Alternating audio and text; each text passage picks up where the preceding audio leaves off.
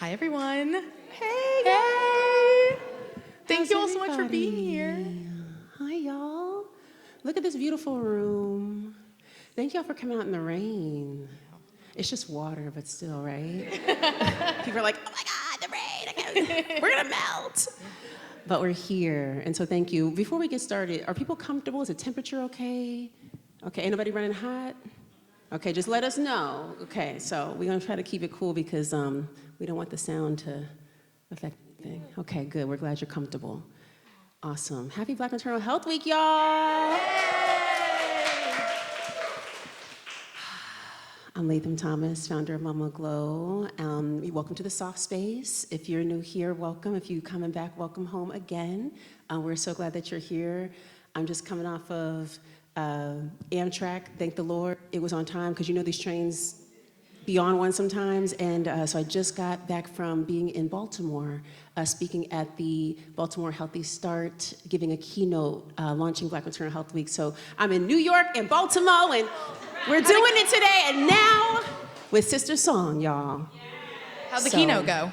Was the keynote good? It was amazing. Yeah, it was awesome. It was awesome. But I'm glad to be home. You know, it was a quick turnaround. And so, yeah, I just changed real fast. Sorry, you know, this is what y'all got, sorry.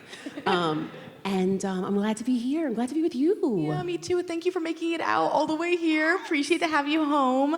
Hey, everyone. My name is Simran. I'm with Sister Song, Women of Color Reproductive Justice Collective. Woo! Thank you. And we are so excited to be doing this live taping of our podcast. It's called Fuck, Marry, Kill. And we talk about how everything is reproductive justice. Everything can be looked at through the lens of communities, babies, mamas, environmental justice. That impacts babies and mamas. We talk about queer relationships, queer birthing. That impacts babies and mamas. And so just really trying to bridge the gaps between those movements and look at it as a holistic thing that, like, reproductive justice is everything, it's everywhere. But we start every episode with a game of Fuck, Marry, Kill. Have y'all played Fuck, Marry, Kill before? You know what I'm talking about? Okay, beautiful. Okay, so the premise of the game is just that you come up with three things, normally three people. It's like a road trip game, you know? Normally three people. So I'd be like Usher, Johnny Depp, Adam Sandberg. Ooh. Fuck, marry, kill. So you decide who you're gonna fuck, who you're gonna marry, who you're gonna kill. And that's that. That's the game. It's simple, but we do it with concepts normally. So yeah, we start every game, or every episode, with a game of Fuck, Marry, Kill, and then we get into the topic. So today I'm gonna be talking about birth justice with Latham. I'm so excited to be here with you. So excited too. Is there any other introduction you wanna do for yourself or for MamaGlow before we get into it? I mean, welcome, those who are listening, those who are here. Latham Thomas, founder of MamaGlow, MamaGlow Foundation. We are a global maternal health and education platform, training doulas, nurse care managers, and really here to improve maternal health outcomes. And so through the foundation, we provide pro bono doula services. A lot of people in this room are part of our community, and so we're so thankful to be here in service, but also in community with you all, right? Like, we do this work together in coalition, so we're thankful. Latham, we're gonna play a game of Fuck, Marry, Kill now. Okay. We're gonna do Fuck, Marry, Kill with pregnancy symptoms. Oh, okay, thank God. I thought you was gonna give me Adam Sandler, y'all. I was like, woo! Usher could have stayed, right? Like, Yeah, marry Usher, that's done. Easy. Pregnancy symptoms. Okay, fuck, marry, kill, morning sickness, pickle cravings, and peeing a million times. ooh, morning sickness, cravings. You said pickle cravings? Isn't that a thing, or pickle whatever? cravings? Don't people get pickle cravings specifically? Yeah, it's like sodium and all that. Yeah. So, this is interesting. Okay, so we'll marry. What would I want to marry out of these? Well, I guess the pickles, because then that comes with food, right? I grew up with a grandmother who made her pickles at home. Anybody? Girl, my grandmother, she would have a garage, and you would go into the garage and there was another freezer. You know how they got that other freezer that you're like, why do we need this? It's for pickles. And so I would go in there, me and my cousin would go in there, and we'd just be eating the pickles. And she'd be like, I swore we had, and it was because we were in there eating all the pickles she would make. But so yeah, pickles would be good. I have other foods that I really liked in pregnancy. Anybody have foods that they liked in pregnancy? Anything special, interesting, weird? Cereal? That ain't weird. Oh, every day. Okay, yeah. What kind of cereal? Okay. Your cholesterol is way low. You got the honey nut cereal. For me, it was this this seaweed sandwich, y'all. I mean, it had other stuff in it, so don't judge. But it was like, and it was at this place called Angelica's Kitchen, which does not exist anymore, but it was one of the first organic restaurants in like the East Village. And I was living all the way on the west side. This is before we had Ubers, before we had we had delivery, but it was not like, you couldn't like Grubhub nothing. So I would have to send my baby daddy like all the way across town, and he would take like 2 trains and a bus and then walk and to go get me a sandwich, y'all. And I'd be like, can you please go get it? He'd be like, God damn. But it was amazing. And it was like the iodine, like I really wanted that. It had sauerkraut in it and stuff. And so that was like the thing that I used to crave a lot, I remember. It was like tofu. I wish it was here, actually. I wish they still had this restaurant, but it closed down, unfortunately. But I think I gave them all their business through my pregnancy. Yeah. They actually closed down because they took your money and like went and did something else. Like, Probably, right? They're good now. So that's who I'm marrying on the food side. Let's think about kill. So it would be morning sickness or peeing. I would have to say, oh God, you guys, this is not fair because like I have to marry one of these. Yikes. You have to fuck one. You already married. Oh, sorry. Yeah, exactly. That's what I'm saying. Yeah. Right. So I would say that I would have to kill morning sickness because just like, why? You know, I mean, some people, when they experience it, obviously, it's not just, it's a misnomer, right? Because you can experience throughout the day. It can happen any time of day. And it can range from sort of queasiness all the way to actual vomiting.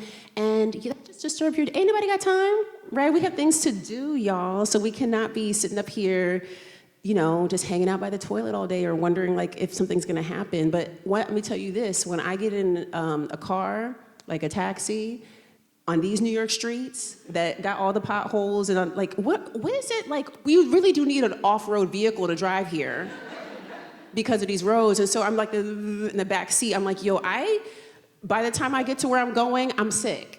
Like I literally get to the airport, I'm like, I need like the C-bands, I need the ginger, I need all the things before I even, because I've been on a trip by the time I get there. Yeah, I took an Uber yesterday and I got home, my sister's here, and when I got home, I was like, I need a Tums. Like, I was like, something's wrong. Like, it's like, what are y'all doing? So I would definitely say get rid of that because we just need ease, right? And yeah, tummy stuff just is terrible.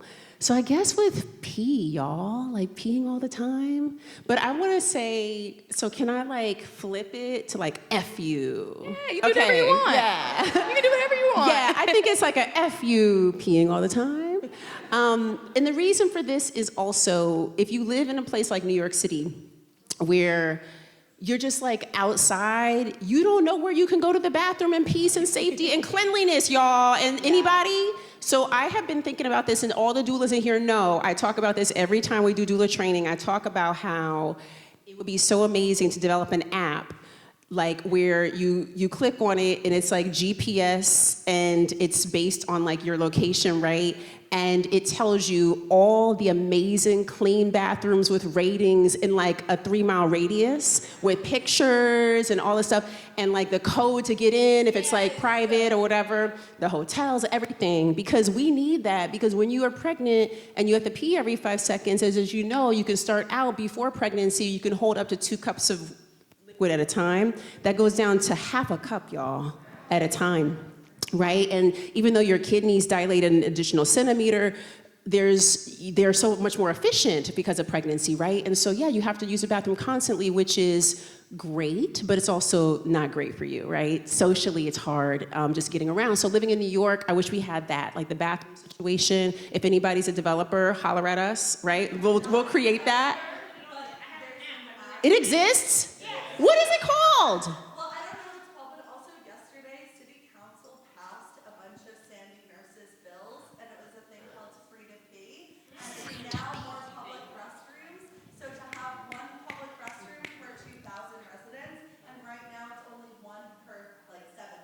Oh, that's a major difference.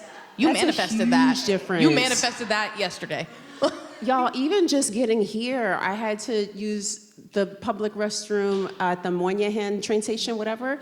Y'all want to know how long that line was? I thought I was getting into a club. I was like, am I in the right space? Yeah, what's the cover? It was like, they had like stanchions to get in because it was that long of a line. Meanwhile, the men were like, just getting in and out. I was like, we finna take over that bathroom. But yeah, so we need this. So thank you for that. Thank you for the work that's happening around this. But yes, I would definitely say, like, we gotta get rid of constantly peeing. Like, it's a lot as well. Okay, so fuck that. Fuck that. Yeah, there you go. I like it, Latham. Those are great answers. So we're here for Black Maternal Health Week, and I want to know, what does Black Maternal Health Week mean to you? Why is it so important? What does it mean to MamaGlow and the work that you're doing? Yeah, so I think as a Black woman, as a woman who was born of Black women, who is part of a lineage of women who are mighty, but also have endured a lot. For me, I think about this time and this moment that we're actually experiencing currently as one of softness, of resilience, of ease. I see doulas taking care of themselves. I see mothers and birthing folks who are reclaiming their narrative around birthing and what that means for them. To me, it's about liberation. It's about imagining a future of our own design. It's storytelling. It's passing down our ancestral traditions and our magic. It's reclaiming these tools, that our ancestors also passed on to us, that are encoded in our cells. And to me, it's just, in the face of white supremacist patriarchy, it is an opportunity for us to stand up and be fully ourselves, and take an entire week. First of all, we should be taking more than that, okay? But it's a kickoff, right, to a larger discussion, and also a time for us to really think about solutions and what we're doing really well. I love this time to just celebrate the things that we've done well, all the wins that are happening, looking at all the organizations, individuals, community members, and people who are doing such powerful work, and celebrating that, And so to me, this is a powerful time for us to do that. And for MamaGlow, it's an opportunity for us to bring community together like this moment. It's working with organizations like Sister Song, who we love being in community with. It's bringing people together from all walks of life to start weaving our work together, right? I always talk about this kind of cocooning that we do as community, and then our work enmeshes, and it's really beautiful when we can come together and find solution. But I also think it's a space where, when we're building, we're also using the frameworks that have been left behind by movement builders and our literary ancestors like Audre Lorde and Octavia Butler, who challenges us to think about Afrofuturism and designing a future of our own making, right, by using frameworks that already are here. And so regardless of who's in office and what's happening, our work don't end, right? But we have to learn how to use the tools like Harriet Tubman, who was an astronomer, y'all, and also an herbalist, and a freedom fighter, an abolitionist who was out here carrying people by night passage. She was doing this work that we stand inside that legacy now, right? And we do that at the behest of reproductive justice, right? We use those same models to be archetypes to guide us, I feel like. So for me, it's just a calling back to ancestry and a reclamation of our power. And also just when people see y'all in joy and really see you living inside of your power, it pisses them off, right? They start taking shit away. They started finding ways to ban stuff, and it's you can't, no, we're the blueprint. You know what I mean? So you can't bury us. You could take everything away, because that's not where it's at. We all of that magic, we have it woven into everything. It's encoded. There's nothing that they could do that could rip away our legacy, right? There's nothing they could do.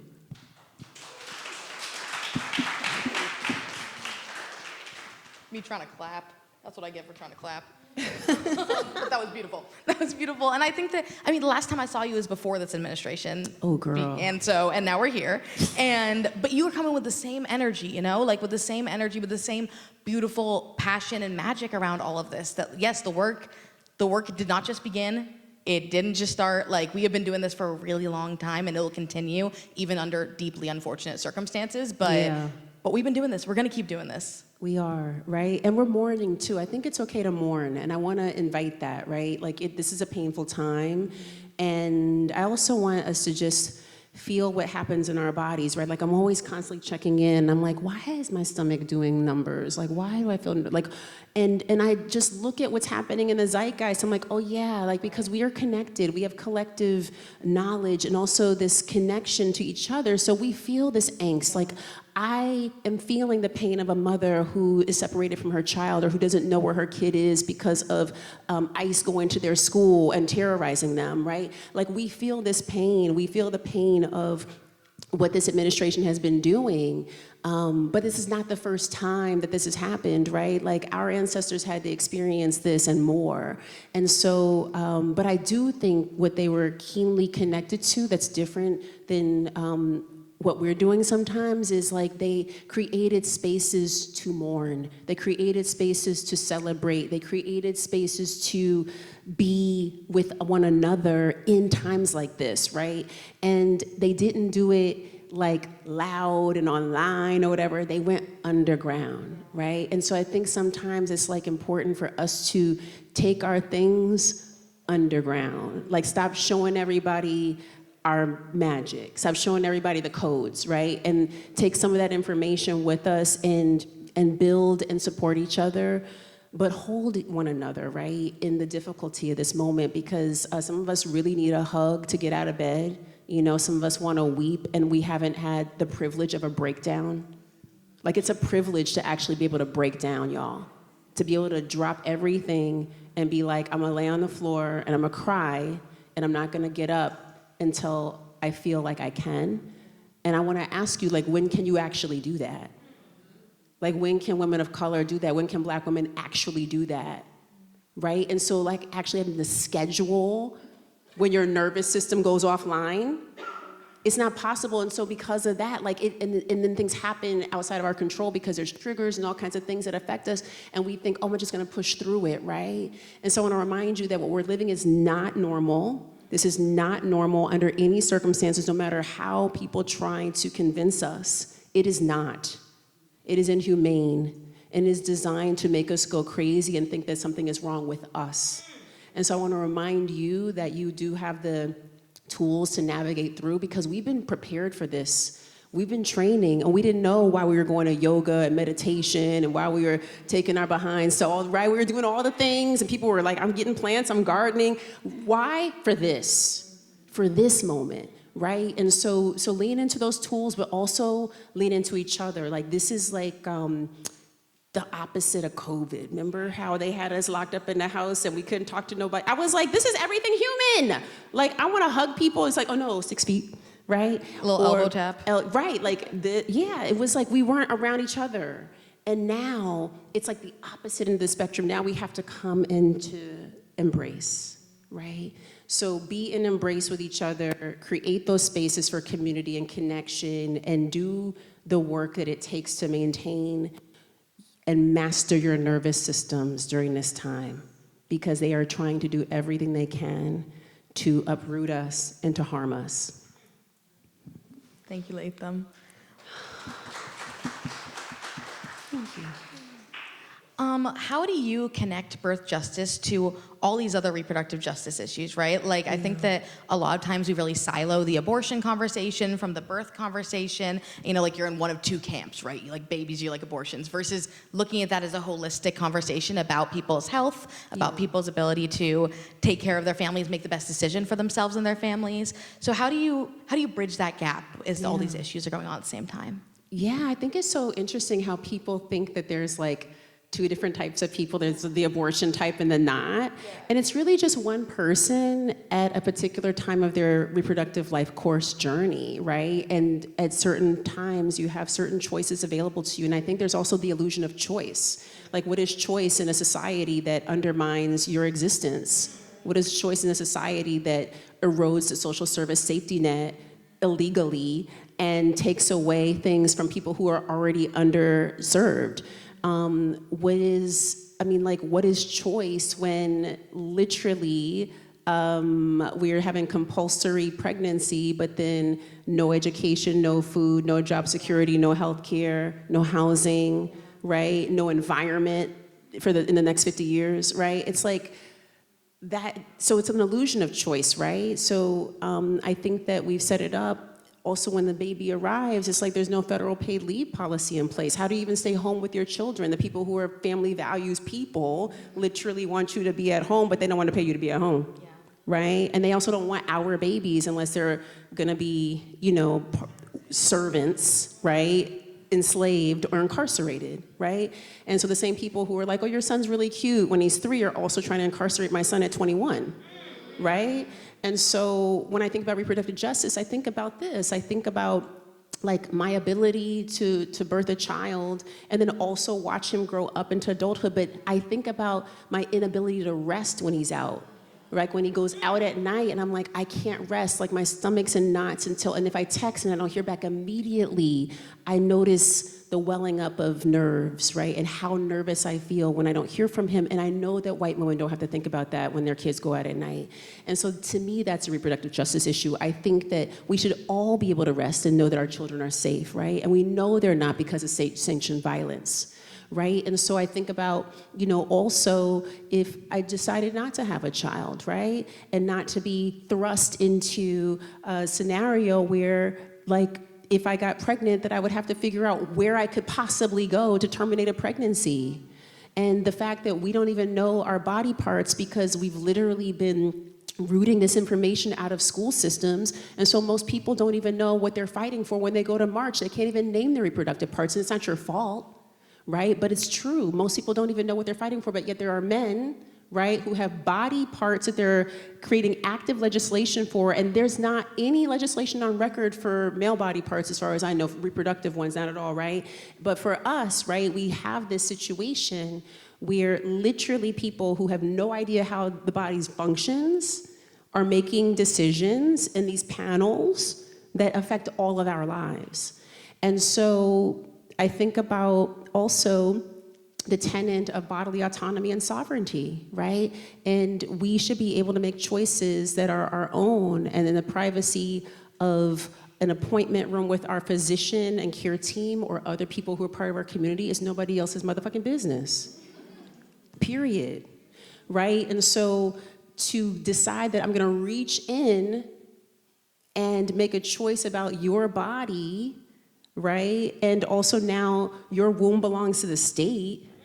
What?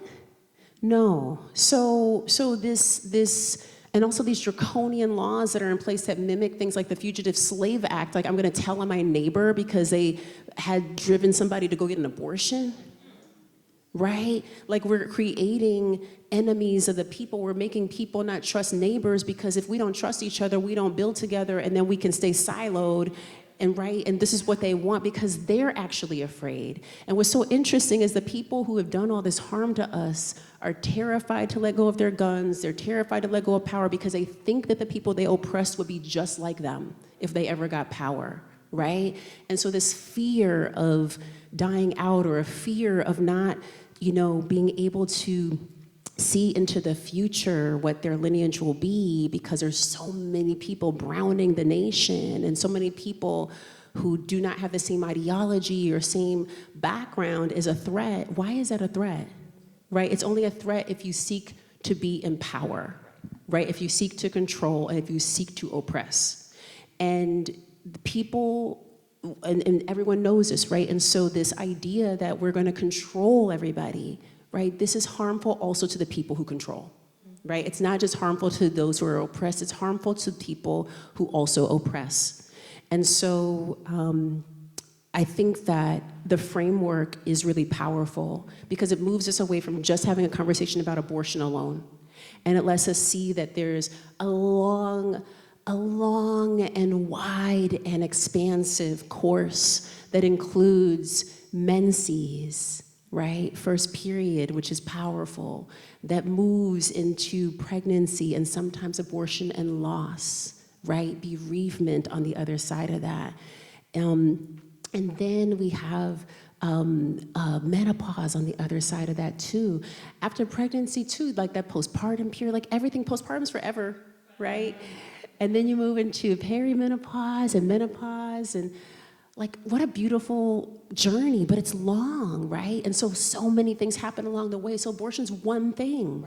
Right? And I think it's important to also understand that when we talk about abortion, like the people who get them most already have kids. So this idea that it's like, oh my God, these people are ruining. It's like, no, they already did kid. They had kids already, right? They did it. They did it. Right? So it's like your whole argument, I don't know. But anyway, so yeah, they already have kids, a lot of them. And I served many people who had babies that they very much wanted that they had to terminate the pregnancy for various reasons. And I've had people who were ambivalent and decided, oh my God, I heard the ultrasound, I'm gonna have twins, I'm keeping them. I've had people who, like the whole gamut. And guess what? If you're a doula, if you're a community health care worker, if you are a family member, a friend, a community member, you just show up with non-judgment and you stand in the gap, because we know that there are policy gaps that make it really challenging for people to get this care. And now more than ever, people do need abortion doula support. They do need bereavement support because a lot of people are having pregnancy loss, infant loss, right? We need community apparatuses in place for maternal death and near-death experiences, which we see happening so often in our community. And so I think that, this is an opportunity for us to really think expansively, right, about the entire reproductive journey and how we fill in the gaps that culturally and systemically have been eroding what's possible for us for the future.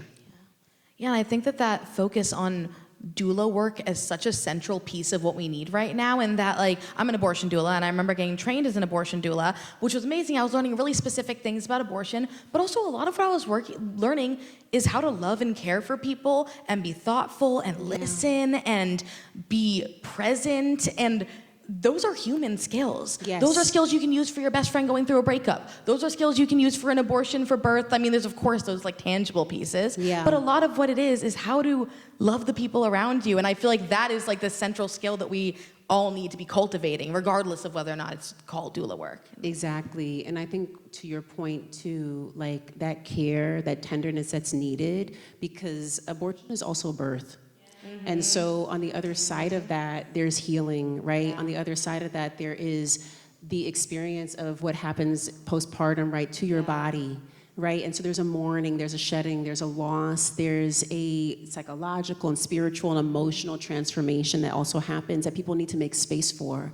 And so that aftercare that abortion doulas can provide is critically important, because it's not just the logistical support and helping you get situated for the abortion, it's when you leave, right? It's we think so much about birth doula work and preparing people for the day, the birthday, and then guess what?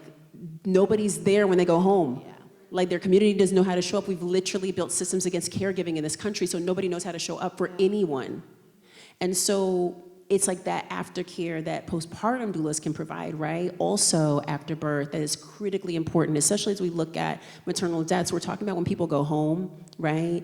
And that acute postpartum period, the first 8 hours, when you're in the hospital, whatever the place of birth is, there's a lot of observation. But then when you go home, don't nobody see you for 6 weeks unless you birth with a midwife. Right? People don't see you for 6 weeks. And so the doulas stand in that gap there too, to help make sure things are going smoothly and to help people feel confidence in the changes that are happening in their body. And so that aftercare piece on any part of this journey is so critical.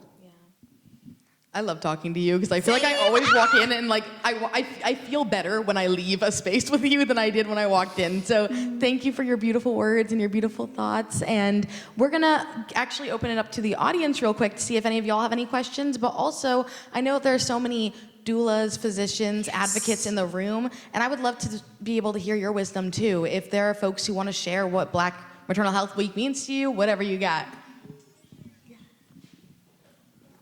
Hello, everyone. I'm Nikki, and I am the Coochie Coach. Yes. And Black maternal health to me is the existence of the planet. You know, the planet doesn't exist without our DNA. And so that needs to be amplified. Yeah. And it needs to be said over and over and over again because we forgot. Someone didn't tell us, and then when they did tell us, we were so far gone into the loss of who we are that we didn't even probably want to hear it and believe it. So for me, Black maternal health is teaching my daughter over and over and over again, teaching my 28-year-old son, who I am also having knots in my stomach when he leaves the house because I'm not always sure if he's gonna come back, that the womb he came from is the womb that started the planet. So that can't be told enough. There isn't a school that's gonna teach you that. So we have to create that school. We are the education, and we must remember that we are the beginning and the end, the Alpha and the Omega of all knowledge, wisdom, and understanding. And let the church say, Amen. Well, in this administration, this current political moment will try and convince us that, like, we're the niche, we're the minority, we're the DEI, whatever it is. No, we're the earth. We're the beginning and the end. Yes. and we are the global majority. Right, that part. Hi everyone, I'm Rania. Hi everyone. I am an OBGYN based right here in Brooklyn, New York. And when I think about this week, two things come to mind. Advocacy. A part of my job is really coaching patients on how do I advocate for myself. We don't want to keep going over the stats, the doom, the gloom. If you walk into the hospital, this will happen. How do you advocate for yourself? How do you show up in that space with confidence? And you can speak to providers, you can speak to nurses and let them know, I understand my body, I understand what's going on, and this is what I prefer. The other thing that comes to mind is joy. There is nothing like being in that room, ushering a life into this world and seeing the joy on the faces of their parents. And so I try to remind patients over and over and over, this is a beautiful experience. Find ways to celebrate it. And as a mom of 3 boys, it really just is incredible. And so I just want to encourage you all to keep finding joy regardless of what's happening out there. And she will be one of our featured guests on the Black Maternal Health Week webinar that's taking place on April the 16th. So, yeah.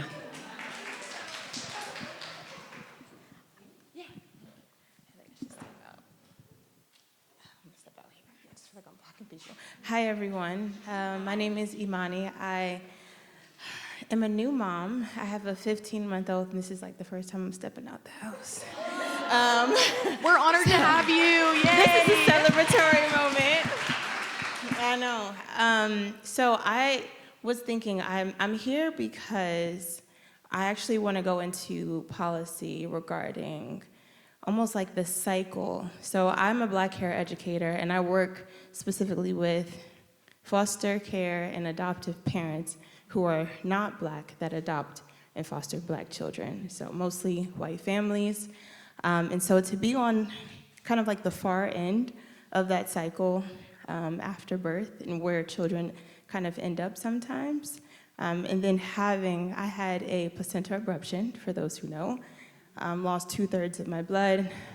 Me and my baby were, almost gone, but the NICU experience immediately after, so you all are talking about the doula work, that gap, we were in the NICU for a month fighting the doctors, because we had to advocate. I had to call my midwife who was in Jersey, I was in Arizona, on the phone, calling my doctor, cousin, my brother, having everybody else have to advocate for me in that space.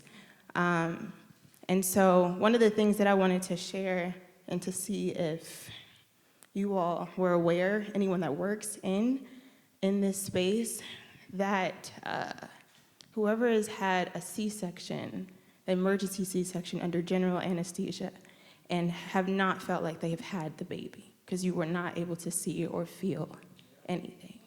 And so that joy that you were talking about, I feel like I'm still looking for it because I don't feel like I had a baby. And it's a very interesting experience because I'm a scientist by education, but so my logic is like, I know this baby, they told me this baby is mine, and I think it was inside, but I did not see the transition. I did not feel any of the magic. I just see the evidence. And it's a very interesting space to be in as someone that fights so hard for Black children, but also knows that I have to protect, and I have a boy. So like leaving him, with my family at home, I'm like getting text messages every 5 minutes with pictures because I need to make sure that he's protected and he's safe. So I just wanted to touch on that feeling and that gap that is probably well known to a lot of people that maybe go through something very similar in the birth room. And I plan to have an at-home water birth with all of the magic and all of the things. And then emotions got the best of me, and I started bleeding out and had to go to the hospital, which was 25 minutes away. And I was fine, everything was fine. I was very still because I understand myself. But to the point of this week, and understanding statistics and everything, and still being mindful of that, but still trying to be spiritual and mindful and intuitive, I laid on that table and I told all of my white doctors and practitioners that were around me, I said, do not make me a statistic before I go to sleep. Thank you. And play Hamilton while you do it. Thank you. But yes, thank you so much for your work. And if you all know anyone working in policy, I'd love to connect with them so I can continue to fight in another way. Thank you.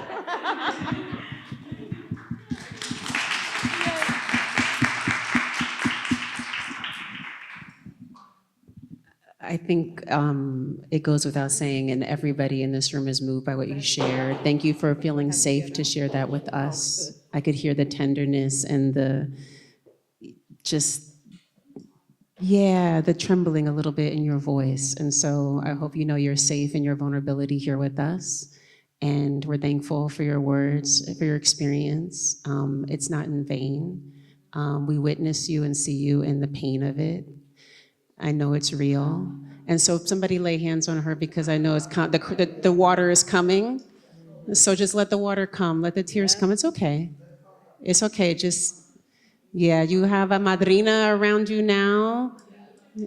Yeah, you have women around you. And this is what it's supposed to be. If you see what is happening right now, this is what you deserve. This is what it's supposed to be when we're birthing. And on the other side, when we're healing, when we have experiences that didn't go the way we desired, we get to cry. We do get to mourn.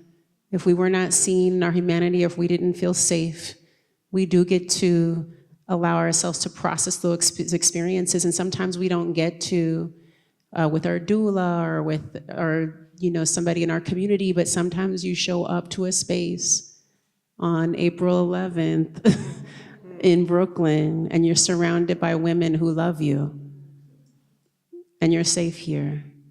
And so just let it come and be with the people who are here with you now.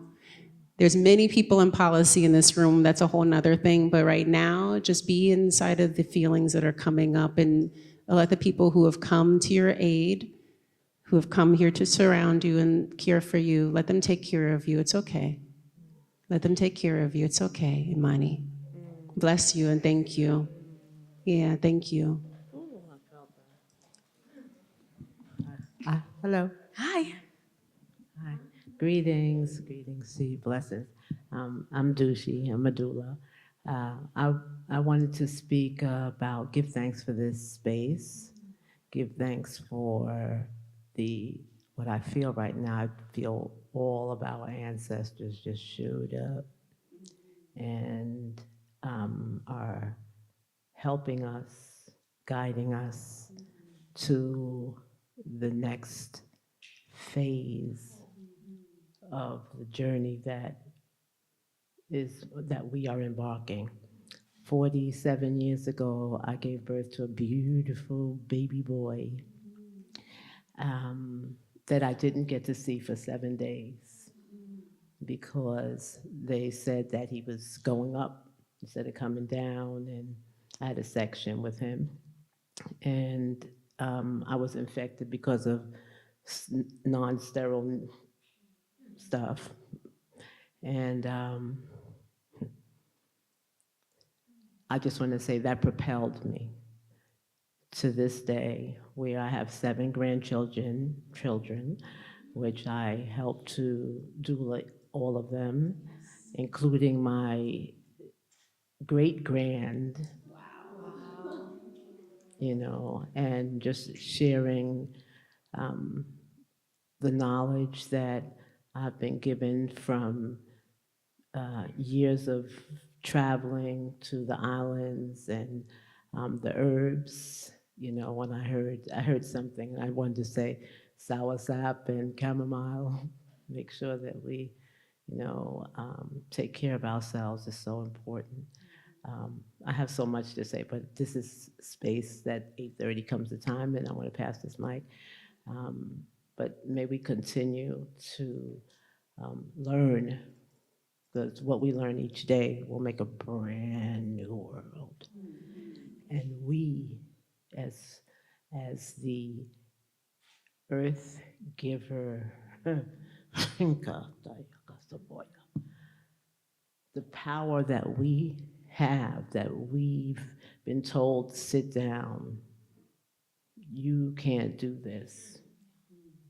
We know today, we stand up, and I hear someone, Maya Angelou, say, and still I rise.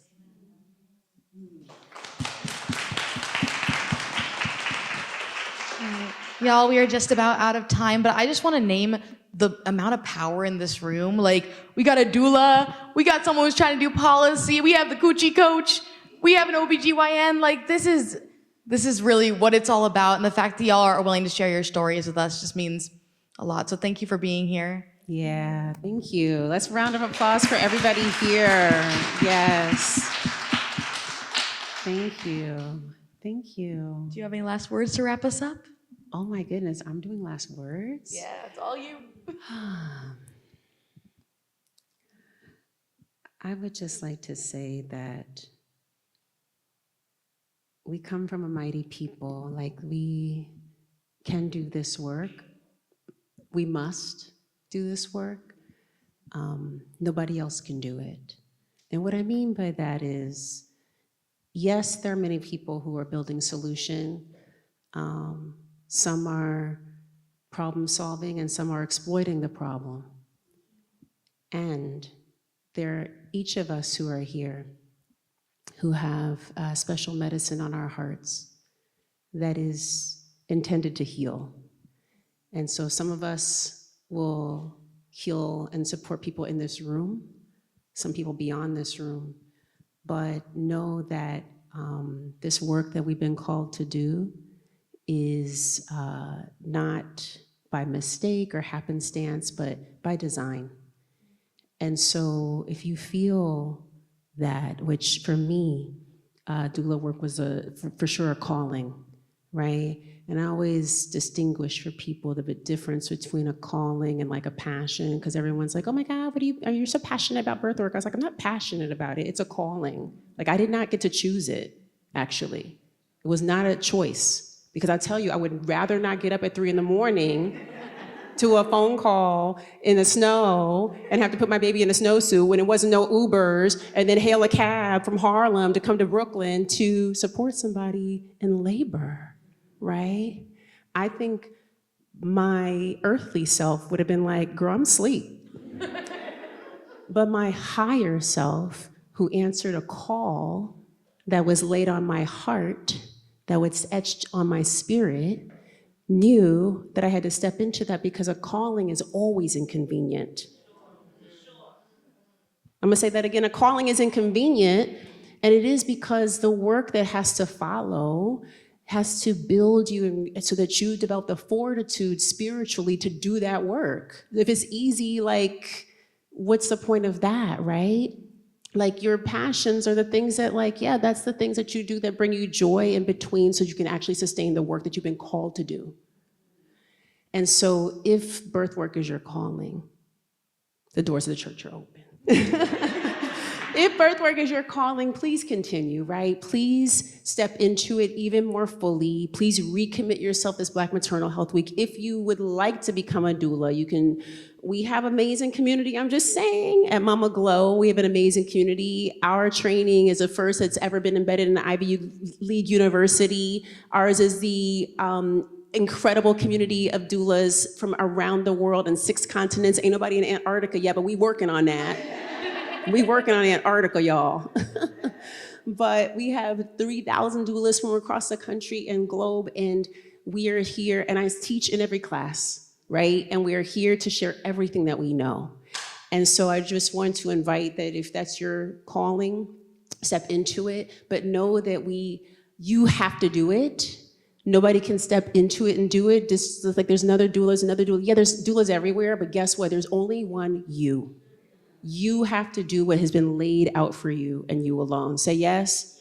So we're gonna do that. So that's my prayer, is that each of us can become fully clear and walk in the clarity of the knowing, right? And connect to this living energy inside of us that propels us to stay inside of this work that is deeply challenging, but also rewarding, right? Because life is such a powerful gift. And to usher people through rites of passage and birthing rites, to hold their hand as they cross a river like Mother Harriet did, right, is a powerful responsibility that we cannot take lightly and for granted, but that we must continue doing because we are walking in the footsteps of that lineage. Say yes? And so I love y'all. I'm thankful. And thank you for being here and for your listening.